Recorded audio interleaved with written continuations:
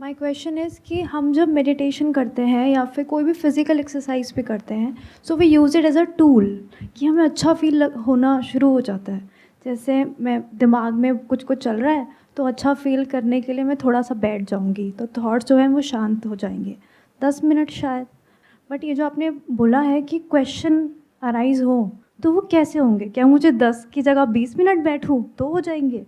ज़्यादा देर तक मेडिटेशन में बैठना इज़ नॉट अ सॉल्यूशन, क्योंकि मैं ऐसे बहुत सारे लोगों को जानता हूँ जो पिछले 10 साल से, 20 साल से, 30 साल से तरह तरह की मेडिटेशंस कर रहे हैं, तरह तरह की बुक्स पढ़ रहे हैं, उनको एक एक वर्स उस बुक का याद है। तो ज़्यादा बैठना इज़ नॉट अ सॉल्यूशन। लेकिन अगर आप अपने आप से ये क्वेश्चन पूछना शुरू कर देते हो, जैसे कोई थॉट उठा माइंड में, या आप परेशान हो, तो अपने आप से क्वेश्चन पूछते हो कि परेशान कौन है। एक है परेशानी की जो वजह है, जो आपको लगती है, उस पर आप काम करो। यानी आपके लिए परेशानी की वजह क्या हो सकती है? आपके husband, if you are married, या फिर पेरेंट्स, या फिर कोई और इंसान, या फिर कोई सिचुएशन। एक है आप उस लेवल पे काम करो। दूसरा है कि आप अपने आप से क्वेश्चन पूछो कि परेशान कौन है, let me figure it out. क्या एक वाइफ परेशान है या एक विमेन परेशान है? अब पहले क्या हो, वाइफ हो या विमेन हो? इसमें कोई डाउट तो नहीं है ना? कभी भी डाउट हो तो एक बड़ा आसान सा तरीका होता है कि जिसके मरने के बाद भी आप जिंदा रहते हो, वो आप हो। क्योंकि वो तो मर गया लेकिन आप नहीं मरे। इसको बहुत ही बेसिक लेवल पे बोलूँ तो ये मैंने शर्ट पहनी हुई है, अगर शर्ट को जला दूं तो क्या मैं मरा? नहीं मरा, तो मतलब मैं शर्ट नहीं हूं। सिंपल हो गया ना? तो अगर आज आप वाइफ हो, कल डिवोर्स हो जाता है, तो वो वाइफ कहां है? उसकी डेथ हो गई ना? विमेन तो नहीं मरी ना? तो इसका मतलब आप क्या हो, वाइफ हो या विमेन हो? आप विमेन हो और वाइफ का रोल प्ले कर रहे हो। और जब आप रोल प्ले करते हो तो ऊपर ऊपर लेवल पे फर्क पड़ता है उसकी वजह से, लेकिन डीप विद इन फर्क नहीं पड़ता है। सर, ये रोल प्ले करते करते हम भूल ही जाते हैं कि मैं ये हूँ या वो हूँ, और वो हम कंफ्यूज होके बस उसी में रह जाता है। कुछ ऐसा होता है शायद। आप भूलते नहीं हो, आपको ये पता ही नहीं है कि आप क्या हो। दोनों में एग्जैक्टली। बड़ा फर्क है। जैसे आप जब मूवी देखते हो तब कह सकते हैं कि आप भूल जाते हो कि आप क्या हो, लेकिन रियल लाइफ में आप भूलते नहीं हो, आप वाइफ ही हो। मेरी इस बात को भी बहुत सारे लोग क्वेश्चन करेंगे, कहेंगे क्या बकवास कर रहे हो, ये कोई अलग अलग थोड़ी ना है, वाइफ और वुमेन एक ही तो है। This is called ignorance. क्या कभी इस तरह की बात कभी किसी ने आपके साथ में करी? पूरी दुनिया में क्या कभी खुद ने आपने अपने साथ में इस तरह की बात करी? तो आप भूले कहां हो, आपको तो पता ही नहीं है। भूलने का तो सवाल तब उठता है ना जब आपको पता हो कि आप क्या हो। और अभी तो मैं सिर्फ वुमेन तक गया हूं, एक स्टेप और पीछे जाओगे तो क्या आप एक इंसान हो पहले या एक वुमेन हो? आपकी आइडेंटिटी है कि आप एक वुमेन हो, वो वुमेन जो शादी के बाद में वाइफ है। बट मैं ये कह रहा हूं कि आपकी ये जो आइडेंटिटी है, जो वुमेनहुड पे टिकी है, उसको भी चेंज किया जा सकता है। क्या आज साइंस ने इतनी तरक्की नहीं कर ली है कि वुमेन को मैन बनाया जा सकता है और मैन को वुमेन बनाया जा सकता है? और बन ही रहे हैं बहुत सारे। ध्यान से सुनो, ध्यान से समझो। भूलने का सवाल तब उठता है जब इस तरह की क्वेश्चनिंग आपने करी हो और इस तरह से आपको क्लियरली पता हो कि रियलिटी क्या है, नॉट एज अ बिलीफ कि मैंने बोल दिया, आपने सुन लिया, आपने कहा हाँ मैं तो वुमेन हूं, और घर में जा रहे हो, एक्ट कर रहे हो एज वाइफ, तो गड़बड़ हो गई है। लेकिन अगर इस बात को आप अच्छे से समझ गए हो तो बैक ऑफ द माइंड पता होता है। आप एक मूवी देख रहे होते हो, हंस रहे होते हो, रो रहे होते हो, गुस्सा भी आता है मूवी देखते वक्त, प्यार मोहब्बत का भी एहसास होता है, तो आप खुश क्यों हो रहे हो जबकि आपको पता है कि वो तो एक्टर है? उससे अपने आप को रिलेट कर रहे हो और खुश हो रहे हो या परेशान हो रहे हो। तो होता सब कुछ है सरफेस लेवल पे जब आप मूवी थिएटर में बैठे होते हो, लेकिन एक्चुअल में कुछ भी नहीं होता है। मूवी खत्म हुई, उसके 1-2 दिन बाद, 4 दिन बाद बैक टू नॉर्मल। तो हम कहां से कहां तक गए? वाइफ, विमेन, फिर ह्यूमन, यानी कि ह्यूमन बीइंग। इसमें से ह्यूमन भी हटा दो तो क्या आप एक बीइंग नहीं हो? इस तरह से इंक्वायर करना होता है। सर, स्क्रिप्चर्स में हमें पहले अंडरस्टैंडिंग के बारे में बताया गया है सर, उसके बाद एक्सपीरियंस के बारे में बताया गया है, किसी को होगा। सर अभी हम लोग जो कर रहे हैं सर, वो एक्सपीरियंस हम लोग पहले कर रहे हैं, उसके बाद हम लोग अंडरस्टैंडिंग में जा रहे हैं। आप ये कहना चाह रहे हो कि जो स्क्रिप्चर्स हैं वहाँ पर क्या होता है, आपको बताया जाता है, यानी हिंट दिया जाता है, फिर एंड में लाखों करोड़ों में से कुछ लोग जो उसको स्टडी करते हैं, उसमें से कुछ लोग एक्चुअल में साउंड ऑफ साइलेंस तक पहुंचते हैं। बट आप लोगों के साथ में इसका एग्जैक्ट अपोजिट हो गया है। सबसे पहले मैंने आपको डायरेक्टली पॉइंट कर दिया कि देखो साउंड ऑफ साइलेंस जैसा कुछ है, आपको उसका एक्सपीरियंस हो गया, लेकिन आपको समझ नहीं आ रहा कि ये क्या है। तो दोनों में से कौन सा रूट बेटर है? Sir I am just curious to know, आप ऐसे यहाँ तक कैसे पहुँचे सर? मुझे किसी ने पॉइंट किया था, उन्होंने कभी उपनिषद को, वेदांत को स्टडी नहीं किया, तो उनके माइंड में एक इमेजिनेशन थी कि ये जो साउंड ऑफ साइलेंस है, इस पर चल करके हम एक दिन एक ऐसी जगह पर जाएंगे, बस आंख बंद करके हमको इसके ऊपर ध्यान लगाना है, तो हम एक ऐसी जगह पर जाएंगे जहाँ पे द्वार खुलेगा और वहाँ पर अंदर भगवान प्रकट होंगे। तो ये उनकी अपनी इमेजिनेशन थी। और दूसरी तरफ से ऐसे बहुत सारे लोग हैं जो वेदांत पढ़ाते हैं, स्कॉलर्स हैं, आचार्य हैं, गुरु हैं, उनको कुछ भी नहीं पता है साउंड ऑफ साइलेंस के बारे में। मतलब थियोरेटिकली पढ़ लिया, दुनिया को पढ़ा दिया, but they have got no experience of the reality. दोनों में फर्क समझ आया? एक सेगमेंट हो गया वो लोग जिनको ना इसकी थियोरेटिकल नॉलेज है ना प्रैक्टिकल नॉलेज है। दूसरी तरफ वो लोग आते हैं जिनको इसके बारे में थियोरेटिकली सब कुछ पता है। आप उनसे पूछो आत्मा के बारे में, ब्रह्मन के बारे में, सब कुछ पता है, एक एक वर्ष उनको याद है, रटा हुआ है, उन्होंने बुक्स लिखी हुई हैं, लेकिन उनको प्रैक्टिकली इसका कोई एक्सपीरियंस नहीं है। उनसे जाकर के बात करो साउंड ऑफ साइलेंस के बारे में, कहेंगे ये ऐसा कुछ नहीं होता है, आपके मन का वहम है। मन का वहम मतलब क्या? जो मन से आ रहा है, मेमोरी से आ रहा है। क्या ये साउंड ऑफ साइलेंस आपकी मेमोरी से आ रही है? तो ये तो रियलिटी है, it has got nothing to do with memory. But ऐसे बहुत सारे लोग हैं जो पढ़ते हैं, पढ़ाते हैं, लेकिन कहते हैं साउंड ऑफ साइलेंस झूठ है। वो इंसान खुद भटका हुआ है और औरों को भी भटका रहा है। ये दूसरी कैटेगरी है। तीसरी कैटेगरी है जिनको साउंड ऑफ साइलेंस का एक्सपीरियंस है। बहुत सारे संत हैं, महात्मा है, सीधे साधे लोग हैं, उनको एक्सपीरियंस है और इसके ऊपर मेडिटेशन करते रहते हैं, but they have got no clue about the theoretical knowledge of what it is. उन्होंने कभी वेदों को नहीं पढ़ा है, स्क्रिप्चर्स को नहीं पढ़ा है, तो दे हैव नो आइडिया। तो अब सवाल उठता है कि ये जो मैंने किया उसके पीछे क्या वजह है? आज से करीबन 11 साल पहले मुझे कुछ एक्सपीरियंसेस हुए बॉडी के लेवल पे, माइंड के लेवल पे। तो आई थॉट कि वो कुछ सुपर नेचुरल एक्सपीरियंसेस है। मैंने उसको भी इंक्वायर किया कि वो क्या है और उसकी क्या इंपॉर्टेंस है इस बात के ऊपर। बिकॉज मेरा कोई एजेंडा नहीं था राइट फ्रॉम डे वन।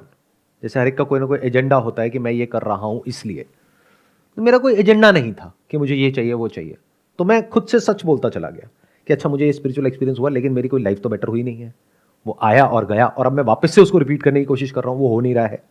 तो फिर मैं अलग अलग जगहों पे गया, अलग अलग लोगों से मिला, अलग अलग बुक्स को पढ़ा, अलग अलग रिलीजन्स की, अलग अलग स्क्रिप्चर्स को पढ़ा।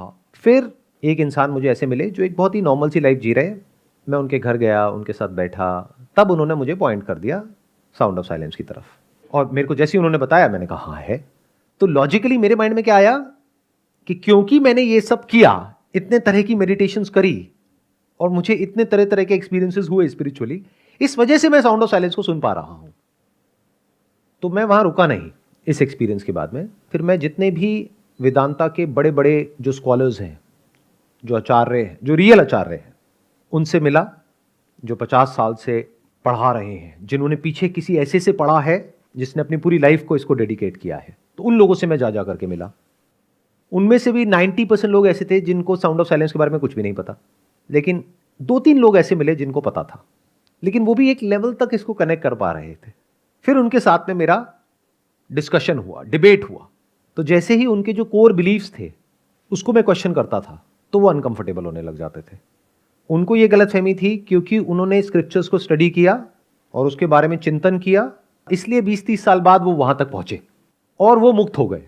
तो उन्होंने जो डिसीजन लिया 40 साल पहले, यानी सब कुछ छोड़ने का और अपना नाम बदलने का, तो वो डिसीजन को उन्होंने वैलिडेट कर दिया ये कह करके कि देखो मैंने ये सब स्टडी किया और फाइनली मैंने इसको एक्सपीरियंस किया, तो अब मैं मुक्त हो गया और मेरा पुनर्जन्म नहीं होगा। मैंने पुनर्जन्म को क्वेश्चन कर दिया। मैंने कहा यहां तो साफ साफ लिखा हुआ है कि ना तो आत्मा पैदा होती है ना मरती है, तो पुनर्जन्म किसका हो रहा है? तो वहां पर जाकर के वो अनकंफर्टेबल होने लग गए, क्योंकि अगर वो रीबर्थ पे क्वेश्चन मार्क लगाते हैं तो जो भी कुछ उन्होंने किया 50 साल में वो सब वेस्ट हो गया। तो वो कभी भी ये नहीं मान सकते। फिर मेरे घर पे मैंने एक मेडिटेशन पिरामिड बनाया हुआ था, जो प्रॉपर जैसे इजिप्ट में पिरामिड्स होते हैं उसी तरीके से एक आर्किटेक्ट से मैंने एक प्रॉपर एक पिरामिड बनवाया हुआ था। उसमें मैं बैठ करके काफ़ी देर तक ध्यान करता था। तो मैंने एक दिन क्या किया, अपने बेटे को वहाँ पर उस पिरामिड में ले करके गया, उसके साथ में बैठा और एज एन एक्सपेरिमेंट मैंने कहा देखते हैं कि ये मेरी ईगो है या रियलिटी है। मेरी ईगो क्या कह रही थी मुझे कि मैंने कुछ ऐसा अचीव कर लिया है जो बहुत कम लोग कर पाते हैं, यानी मैं साउंड ऑफ साइलेंस तक पहुंच गया हूँ। तो मैंने अपने बेटे को बोला कि भाई एक बार आओ बैठते हैं उसमें मेडिटेशन वाले पिरामिड में। अब वहाँ उसके साथ में मैं बैठा और मैंने बोला कि ऐसी कोई आवाज़ आ रही है? उसने कहा हाँ पापा आ रही है। मेरे फंडे हिल गए सारे के सारे। मतलब जो भी मैंने किया इतने सालों तक वो सब बकवास। सोचो 5-7 साल तक मैंने क्या क्या किया, कितनी जगह गया, कितना कुछ मेडिटेशन किया। मैंने कहा वो सब बेकार है। फिर अपनी वाइफ से पूछा, उसने कहा हाँ आ रही है। अपने पेरेंट्स से पूछा, उन्होंने कहा नहीं आ रही है। फिर मैंने समझा कि जो स्क्रिप्चर्स में लिखा हुआ है कि पहले आपको योगासन है उनको प्रैक्टिस करना होगा, फिर प्राणायाम करना होगा, फिर ये करना होगा, वो करना होगा, वो किसके लिए है? वो बॉडी को फ्लेक्सिबल बनाने के लिए है, ताकि बॉडी की स्टिफनेस खत्म हो, और माइंड को पीसफुल करने के लिए है। उससे क्या होगा? उससे आप साउंड ऑफ साइलेंस को सुन पाओगे। तो एज जितनी ज्यादा है लोगों की, उतना ही बॉडी में फ्लेक्सिबिलिटी कम है, उतना ही माइंड रिजिड हो चुका है। तो जिनकी एज ज्यादा है उसमें से बहुत सारे लोग साउंड ऑफ साइलेंस को रजिस्टर नहीं कर पाते हैं। तो इसका कनेक्शन किससे है? बॉडी आपकी कितनी फिट है, कितनी फ्लेक्सिबल है। तो एक बच्चे से फिट बॉडी, एक बच्चे से कूल एंड काम माइंड, और किसका होगा? तो फिर मैंने एक एक्सपेरिमेंट किया कि यहां पे यंग लोगों को बुलाया और एसीज वगैरह सब ऑफ करे। तो विद इन 5 मिनट सबने कहा हाँ सर हमको तो आ रही है। देन आई थॉट कि this is a better way of working, क्योंकि एक तरीका यह है कि मैं एक ऐसी रियलिटी के बारे में आपसे बात करता रहूं जिसका आपको एक्सपीरियंस नहीं है। दूसरा है कि पहले एक्सपीरियंस हो फिर उसके बारे में बात हो, तो एटलीस्ट आप रिलेट कर सकते हो। अब आपको कोई बेवकूफ नहीं बना सकता है। बिल्कुल ऐसा है कि मैं आपको कह रहा हूं कि हीरे की परख करना सीखो। और एक तरीका है कि मैंने कभी आपके हाथ में हीरा नहीं दिया है, डायमंड दिया नहीं है, डायमंड कभी दिखाया नहीं है, बस उसके बारे में बात करता चला जा रहा हूं 2 साल, 5 साल, 10 साल, 20 साल, 50 साल, और आपको लग रहा है कि मुझे समझ आ गया है कि हीरा कैसा होता है। दूसरा है कि मैंने वो हीरा उठा करके आपके हाथ में रख दिया, क्योंकि इससे प्रेशियस मेरे पास में और कुछ नहीं है। यानी जो साउंड ऑफ साइलेंस का एक्सपीरियंस है, इससे प्रेशियस मेरे पास में और कुछ भी नहीं है। तो ये मैंने आपके साथ में शेयर कर दिया। अब कुछ लोग होंगे जो इसको एक्सपीरियंस तो कर लेंगे, लेकिन कहेंगे अभी मेरे पास में टाइम नहीं है ज़्यादा इसमें दिमाग लगाने के लिए। That's okay. 10 साल बाद, 20 साल बाद, 40 साल बाद, जब भी कभी टाइम हो तो इंक्वायर कर लेना कि ये क्या है तो सही ना। ये मेरा कोई वहम तो नहीं है ना। अब तो ये लाखों लोगों का एक्सपीरियंस है। तो अब आपके लिए एक्चुअल में समझना कि स्पिरिचुअलिटी क्या है, या साउंड ऑफ साइलेंस क्या है, या मैं क्या हूं, बहुत आसान है। अब अगर मेरा कोई एजेंडा होता तो मैं थोड़ा सोच समझ करके आगे बढ़ता। आप में से वो इंसान जो मुझे ज़्यादा बड़ी डोनेशन देता, उसको तो मैं अलग से एक कमरे में बुलाता और बोलता देखो ये ऐसा कुछ है, किसी को बताना मत। जो फ्री फंड के लोग हैं उनको कहता नमस्ते जी, बड़ा अच्छा लगा आप यहाँ पर आए, बट ऐसा तो कोई मेरा एजेंडा है ही नहीं, मेरे लिए तो आप सब बराबर हो। तो ये मास लेवल पे हो गया पहली बार। बट इसका मतलब ये नहीं है कि अब आपको समझ आ गया है कि ये क्या है। इसको इस तरीके से देखो कि आपके हाथ में हीरा है, लेकिन आपके लिए वो पत्थर है। How does it matter? मुझे पता है कि वो क्या है। तो अगर हीरे की परख करना सीखना है तो स्क्रिप्चर्स पढ़ो, एज इट इज वर्जन पढ़ना, नहीं तो गड़बड़ हो जाएगी। क्योंकि स्क्रिप्चर्स 2 तरीके से हैं। एक, कोई इंसान है उसने अपने तरीके से उसको इंटरप्रेट कर दिया है। एक है as it is version. As it is मतलब जो संस्कृत में लिखा हुआ है उसको एज इट इज हिंदी में या इंग्लिश में ट्रांसलेट किया हुआ है, दैट्स इट। अगर ऊपर 2 लाइन है तो नीचे भी 2 लाइन है या 3 लाइन है, बस। तो उसमें मिलावट कम से कम है, वो पढ़ो। और वो जो आप पढ़ोगे उसको रिलेट करो साउंड ऑफ साइलेंस से। तो दुनिया का ऐसा कोई स्क्रिप्चर नहीं है, कोई ऐसी बुक नहीं है स्पिरिचुअलिटी से रिलेटेड, रिलीजन से रिलेटेड, जो आपको समझ ना आए। जितनी मिस्ट्रीज हैं, जितने सीक्रेट्स हैं, सब आप बड़े आसानी से अनफोल्ड कर सकते हो। Is the quest for right understanding through scripture endless, studying of scriptures endless, या कभी वो एक certain level आपका attain हो चुका होता है in that understanding? There are 2 kinds of people जो स्क्रिप्चर्स को स्टडी करते हैं। एक वो होते हैं जो उसको स्टडी करते हैं इंटेलेक्चुअल स्टिमुलेशन के लिए, जैसे बॉडी के लेवल पे जो प्लेजर्स हैं उसकी वजह से हमारी बॉडी स्टिमुलेट होती है, अंदर कुछ केमिकल्स रिलीज होते हैं, मज़ा आता है। ऐसी इंटेलेक्चुअली ऐसी बातें सुनने में, देखने में, पढ़ने में जो कुछ अलग है, यूजुअल जो कोर्स में हमारी दुनिया में बातें होती हैं तो उसमें मज़ा आता है, उसका तो कोई अंत नहीं है। पूरी ज़िंदगी बैठे बैठे किसी को भी सुनते रहो, अलग अलग लोगों को, बहुत तरह के लोग हैं जो तरह तरह की बातें करते हैं, बहुत तरह के स्क्रिप्चर्स हैं, पढ़ते रहो, there is no end to it. But आपको समझना है कि जो भी स्क्रिप्चर्स हैं वो है किस लिए। Those are like sign boards. जैसे साइन बोर्ड होता है, कहीं जाना होता है आपको तो एक एरो मार्क होता है कि इस डायरेक्शन में जाना है। तो अगर उस साइन बोर्ड को आप पकड़ करके बैठे रहे तो कोई एंड नहीं है उसका। लेकिन जिस तरफ वो साइन बोर्ड इशारा कर रहा है, अगर उसको आपने देख लिया, for example if sign board is talking about the moon and if you can look at the moon, then why do you have to read about the moon, और why do you need that sign board? You need it till the time जब तक आपने उसको actual में नहीं देखा है। इसीलिए उपनिषद्स में एक जगह पे आता है कि जो अज्ञान है वो इंसान को अंधकार की तरफ ले जाता है, लेकिन जो ज्ञान है वो उससे भी ज़्यादा घोर अंधकार की तरफ ले जाता है। क्योंकि अज्ञानी क्या है? इग्नोरेंट है, और आपने सुना होगा इग्नोरेंस इज ब्लिस। अगर एक्चुअल में आप इग्नोरेंट रह पाए और आपको अपने सर्वाइवल की टेंशन ना हो तो that's a blissful state to be in. जैसे गांव में आपने कुछ लोगों को देखा होगा, बहुत ही सिंपल लाइफ जीते हैं, लेकिन हम लोगों के साथ प्रॉब्लम क्या है? सबके पास में मोबाइल फोन है, दुनिया जहान की सारी इंफॉर्मेशन है, कॉन्सेप्ट्स हैं, आइडियाज हैं, बिलीव्स हैं, दिमाग पूरी तरीके से भरा पड़ा है। तो अब इसका क्या तोड़ है? अब आप इग्नोरेंट तो रहे नहीं, वापस से इग्नोरेंट हो भी नहीं सकते। तो now you need right kind of information, जिससे कि आपके जो भी प्री कंसीव्ड नोशंस हैं, कॉन्सेप्ट्स हैं, आइडियाज हैं, उससे आप फ्री हो सको। तो वहां पे आपको ये स्क्रिप्चर्स हेल्प कर सकते हैं। आप उसको ऐसे मत पढ़ो कि उसको पढ़ करके जो माइंड में एग्जिस्टिंग नॉलेज है उससे रिलेट कर रहे हो, बल्कि ये देखो कि एग्जैक्टली किस तरफ इशारा किया जा रहा है। इनफैक्ट जो भी स्क्रिप्चर एक्चुअल में ऐसा होगा जो आपको सच तक ले जाएगा, वो सिर्फ और सिर्फ आपके बारे में बात करेगा। तो जैसे जैसे स्टेप बाय स्टेप आपको अपने बारे में समझ आता चला जाएगा, तो फिर एक पॉइंट ऐसा आएगा जब किसी भी तरह के स्क्रिप्चर की, किसी भी तरह की मेडिटेशन की, किसी भी तरह की प्रैक्टिस की आपको ज़रूरत नहीं होगी। मतलब वो छोड़ोगे नहीं, वो छूट जाएगा। बिल्कुल ऐसा है जैसे कहीं पर आपको जाना था, अब आ गए तो जिस मीन्स के थ्रू यहाँ तक पहुँचे वो छूट गया ना। तो ऐसे ही चीज़ें छूट जाती हैं। एक पॉइंट ऐसा आता है जब जा करके अगर आप सिंसियर हो तो आप क्वेश्चनिंग करते रहते हो, तब वो स्क्रिप्चर्स आपको हेल्प करते हैं। But then there is a point when the questioner is no more, the experiencer is no more, the observer is no more, the concept of self is no more। तो अब करने को क्या रह गया है? जब तक मैं हूं तभी तक तो करने के लिए कुछ रह गया है। एक है मेरा होना, एक है मेरे होने का एहसास। तो मेरे होने के एहसास के होने के लिए इस बॉडी की जरूरत है, थॉट की जरूरत है, बट मेरे होने के लिए ना बॉडी की जरूरत है ना थॉट की जरूरत है। तो अगर आप यहां तक पहुंच जाते हो तो उसके बाद में क्या रह जाता है? अब आपके अंदर ये जो क्रेविंग है कि और पढ़ लूं और पढ़ लूं और पढ़ लूं, वो चली जाती है अपने आप ही।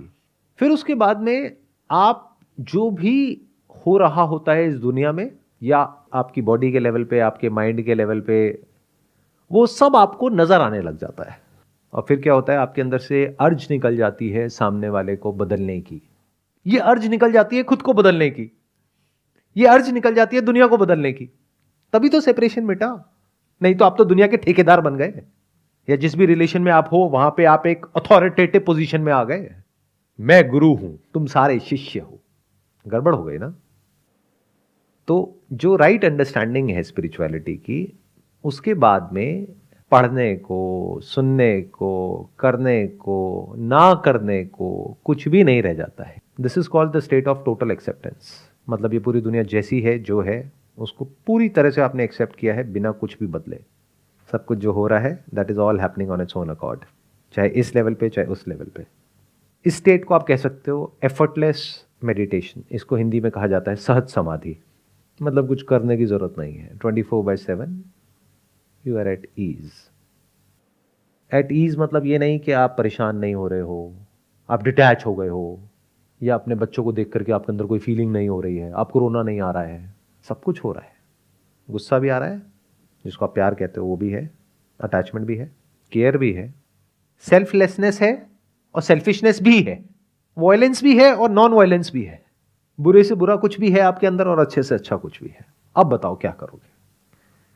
पूरा स्पेक्ट्रम कवर हो गया। दैट मीन्स ये जो स्ट्रगल है हम सबकी लाइफ में कुछ बनने की, उससे अलग या उससे बेटर जो अभी हम हैं, उससे एक अलग स्टेट में जाने की, वो पूरी की पूरी स्ट्रगल खत्म हो जाती है साइकोलॉजिकल लेवल पे। फिजिकल लेवल पे चलती रहती है। यानी अगर आप एक बिजनेस कर रहे हो तो वहां पे यू आर कॉम्पिटिटिव, बेवकूफ नहीं हो। अगर वो आपके साथ बुरा है तो आप उसके साथ बुरे हो, वो अच्छा है तो आप उसके साथ अच्छे हो। जब इस तरह से आप चीज़ों को समझने लग जाते हो तो आप जुड़ गए हो पूरे के पूरे यूनिवर्स के साथ में। रमण महर्षि है, उनको सुन सकते हो, उनकी बुक्स पढ़ सकते हो। श्री निसर्गदत्ता महाराज है, उनकी बुक्स पढ़ सकते हो। सर जैसे अभी आपने निसर्गदत्ता महाराज की बात करी, तो सर वो ऐसा बताते हैं कि आई एम जो कि सबके अंदर एक कॉमन फैक्टर है, आई एम, तो क्या सर हम उस पर अगर कॉन्शियस अटेंशन पे करें तो क्या ये हम साउंड ऑफ साइलेंस से रिलेट करके हम इसके थ्रू भी रियलिटी तक जा सकते हैं सर? आपके अंदर एक अपने होने का एहसास है। अभी वो कहाँ है? मान लो ब्रेथ पे है। अब ब्रेन में ले जाओ, अब अपनी 2 फिंगर्स को टच करो, यहाँ आ गया। ऐसे ही लग रहा है ना, मैं यहाँ हूँ, मैं ये हूँ। जब गहरी नींद में ये सब नहीं होता है तो आप क्या होते हो? वो मैं हूँ नहीं होता है ना। तो आपको क्या लग रहा है? ये जो मैं भटक रहा है, कभी थॉट में जा रहा है, कभी ब्रेथ पे आ रहा है, कभी मेरी साउंड पे आ रहा है, तो आपका ये वाला जो मैं हूँ है, ये टिका हुआ है किसी ना किसी सेंसेशन पे या किसी ना किसी सेंस ऑब्जेक्ट पे। जैसे अगर मैं अपनी बात करूँ, आप अपने ऊपर रख करके देखो, मैं ब्रेथ को महसूस कर पा रहा हूँ। ये क्या है? Direct perception. ये कोई थॉट नहीं है। थॉट को आपने यूज़ किया ब्रेथ तक आने के लिए, लेकिन अब ब्रेथ को आप डायरेक्टली फील कर रहे हो। अब एक है आप कुछ सोच रहे हो कि कल आप इस वक्त क्या कर रहे थे। अब आप कहाँ चले गए? ब्रेथ से हट गए, मेमोरी में चले गए। तो या तो आपका मैं हूँ टिका होता है डायरेक्ट कोई परसेप्शन के ऊपर, डायरेक्ट कोई साउंड आ रही है मेरी, अभी सुन रहे हो, इस पे आपका मैं हूँ टिका हुआ है। अब मैं नहीं बोल रहा हूँ, साउंड नहीं है।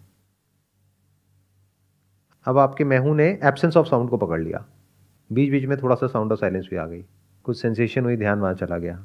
तो एक आपका मैं है जो जुड़ा हुआ है या तो सेंस ऑब्जेक्ट के साथ में जो हमारे 5 सेंसेस हैं, या मेमोरी के साथ में, या अगर आप और एक स्टेप आगे जाओ तो साउंड ऑफ साइलेंस के साथ में। अगर ये तीनों ही नहीं है तो आप गहरी नींद में हो। यानी जब कुछ होता है तब आप कहते हो मैं हूं, जब कुछ नहीं होता है तो क्या होता है? जैसे अभी मेरी आवाज है तो आप कह रहे हो I am the listener listening to your sound. जब बीच में गैप होता है तो वो लिसनर कहां होता है? तो इन majority of the cases sound of silence के बारे में तो लोगों को पता ही नहीं है, तो उनको नींद आ जाती है। इसीलिए आप देखोगे ज़्यादातर मेडिटेशन सेंटर्स में क्या होता है, लोगों की खराटे की आवाज़ आ रही होती है।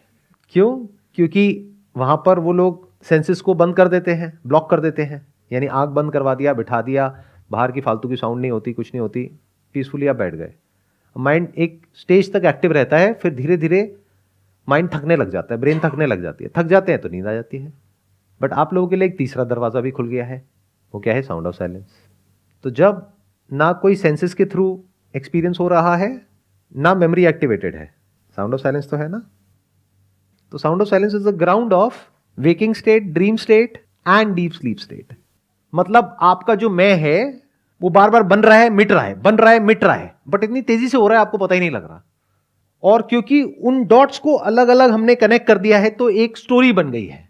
जैसे मोती की माला होती है तो ये अलग अलग एक्सपीरियंसेस, अलग अलग मोती हैं। कोई एक्सपीरियंस हो रहा है मेमोरी के बेस पे, कोई एक्सपीरियंस हो रहा है सेंस ऑब्जेक्ट के बेस पे, कोई हो रहा है साउंड ऑफ साइलेंस को पकड़ करके। तो ये सब अलग अलग एक्सपीरियंसेस हैं, इनको हमने साथ जोड़ दिया और बोला देखो मैं हूं।